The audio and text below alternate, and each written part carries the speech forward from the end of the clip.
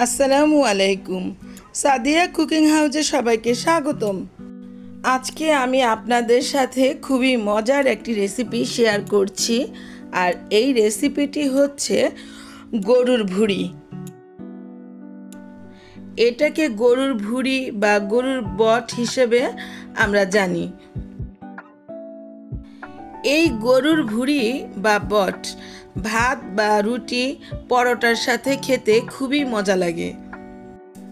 আপনাদের কেমন লাগে কমেন্টসে জানাবেন। এগুলোকে পরিষ্কার করে গরম পানি দিয়ে বেশ কয়েকবার ধুয়ে নিয়েছি। আমি এখানে এভাবে করে গরুর বটগুলোকে কেটে ছোট ছোট টুকরো করে নিয়েছি। এটাকে একটু হলুদ দিয়ে সিদ্ধ করে নিয়েছিলাম। প্রথমে চুলায় একটি ফ্রাই প্যান বসালাম। ফ্রাই প্যানটি গরম হয়ে আসলে এখানে আধা কাপ পরিমাণ তেল দিয়ে দিলাম। তেলটা গরম হয়ে আসলে এখানে 7টি এলাচ, 2টা তেজপাতা, 3টা দারচিনি দিয়ে দিলাম। এতে খুব সুন্দর একটা ফ্লেভার ছড়াবে। দিয়ে দিলাম 1 কাপ পরিমাণ পেঁয়াজের কুচি। পেঁয়াজের কুচিগুলোকে দেওয়ার পর এগুলোকে খুব ভালোভাবে নেড়ে চেড়ে দিচ্ছি এবং সফট হওয়া পর্যন্ত অপেক্ষা করছি। এখানে 4 কাপ পরিমাণ ভুঁড়ি নিয়েছি। তো এখানে 4 কাপ পরিমাণ ভুঁড়িতে দিয়ে দিলাম 1.5 টেবিল চামচ পরিমাণ আদা বাটা, 1 টেবিল চামচ পরিমাণ রসুন বাটা, তারপর দিয়ে দিলাম স্বাদ মতো লবণ। এবার এই আদা রসুনটাকে খুব ভালোভাবে একটু কষিয়ে নিচ্ছি। এগুলোকে বেশ ভালোভাবে কষিয়ে নিয়ে দিয়ে দিচ্ছি 1 চা চামচ পরিমাণ জায়ফল জয়িত্রী গুঁড়ো, তারপর দিয়ে দিচ্ছি 1 চা চামচের একটু বেশি জিরে গুঁড়ো, আর 1 চা চামচ পরিমাণ গোলমরিচের গুঁড়ো, 1 চা চামচ পরিমাণ ধনিয়া গুঁড়ো, আরও দিয়ে দিচ্ছি 1 চা চামচের একটু বেশি হলুদের গুঁড়ো এবং 1 চা চামচের একটু বেশি মরিচের গুঁড়ো। এই ভুঁড়িটা একটু ঝাল ঝাল খেতে খুবই ভালো লাগে। এবার এই সব উপকরণগুলোকে ভালোভাবে কষিয়ে নিচ্ছি। মশলাটাকে তেলের সাথে খুব ভালোভাবে কষিয়ে নিলাম। তারপর এগুলোকে আরও ভালোভাবে কষানোর জন্য আধা কাপ পরিমাণ পানি দিয়ে দিলাম। পানিটা দেওয়ার পর মশলাটাকে আরেকটু কষিয়ে নিচ্ছি। তেলটা উপরে ভেসে উঠেছে, অতএব বোঝা গেল যে মশলাটা বেশ ভালোভাবে কষানো হয়ে গিয়েছে। এবার এখানে দিয়ে দিচ্ছি ওই সিদ্ধ করে রাখা গরুর বটগুলো। এবার এগুলোকে খুব ভালোভাবে মশলার সাথে মিশিয়ে নিচ্ছি। খুব ভালোভাবে নেড়েচেড়ে এগুলোকে কষিয়ে নিতে হবে।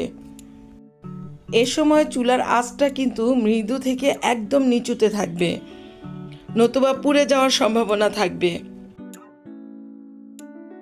পুড়ে গেলে এর স্বাদটা সম্পূর্ণভাবে নষ্ট হয়ে যাবে, খেতে একদম ভালো লাগবে না। এবার এখানে আধা কাপ পরিমাণ পানি দিয়ে দিলাম। পানিটা দেওয়ার পর এগুলোকে আবার একটু ভালোভাবে নেড়েচেড়ে দিচ্ছি। এভাবে নেড়েচেড়ে দিয়ে 20 মিনিটের মতো ঢাকনা দিয়ে ঢেকে রেখে দিলাম। 20 মিনিট পর ফিরে আসলাম। দেখুন ভুঁড়িটা কি অবস্থায় আসছে। এর ভিতর থেকে বেশ অনেকটা পানি বের হয়ে এসেছে। আমি কিন্তু চুলার আঁচটা মৃদু থেকে একটু নিচুতে রেখেছি। এবার এগুলোকে খুব ভালোভাবে নেড়েচেড়ে দিচ্ছি।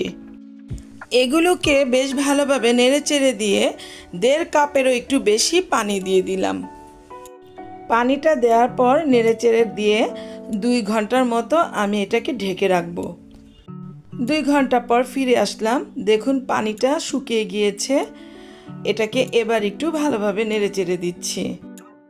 ভুঁড়ি কিন্তু সিদ্ধ হতে অনেক সময় লাগে, এজন্য আমি চুলার আঁচটা মৃদুতে রেখেই রান্নাটা করে নিচ্ছি। এগুলোকে বেশ ভালোভাবে নেড়েচেড়ে দিচ্ছি। এই গরুর ভুঁড়িটা সিদ্ধ হয়ে গিয়েছে। এখন এখানে দিয়ে দিলাম বেশ কয়েকটি কাঁচামরিচ। তারপরে দিয়ে দিলাম আরও 1 চা চামচ পরিমাণ জিরে গুঁড়ো, 1 চা চামচ পরিমাণ গরম মশলার গুঁড়ো, আরও দিলাম হাফ চা চামচ পরিমাণ গোলমরিচের গুঁড়ো। তারপর এটাকে 5 মিনিট ঢাকনা দিয়ে ঢেকে রেখে দিলাম। 5 মিনিট পর ফিরে আসলাম। দেখুন ভিউয়ার্স, গরুর ভুঁড়িটা সম্পূর্ণরূপে রান্না হয়ে গেল। এবার এটাকে নেড়ে চেড়ে দিয়ে চুলা থেকে নামিয়ে নিচ্ছি। আমি এটা আপনাদেরকে পরিবেশন করে দেখাচ্ছি। তো ভিউয়ার্স, গরুর বট বা ভুঁড়ি যাই বলি না কেন, আমার এই রেসিপিটি যদি আপনাদের এতটুকু ভালো লেগে থাকে তাহলে আপনারা আমাকে লাইক, শেয়ার, কমেন্টস এবং সাবস্ক্রাইব করতে ভুলবেন না প্লিজ। আর যারা আমাকে সাবস্ক্রাইব করেছেন তাদেরকে অসংখ্য অসংখ্য ধন্যবাদ। আবার হাজির হব অন্য কোনো সময়ে অন্য কোনো রেসিপি নিয়ে। আল্লাহ হাফেজ।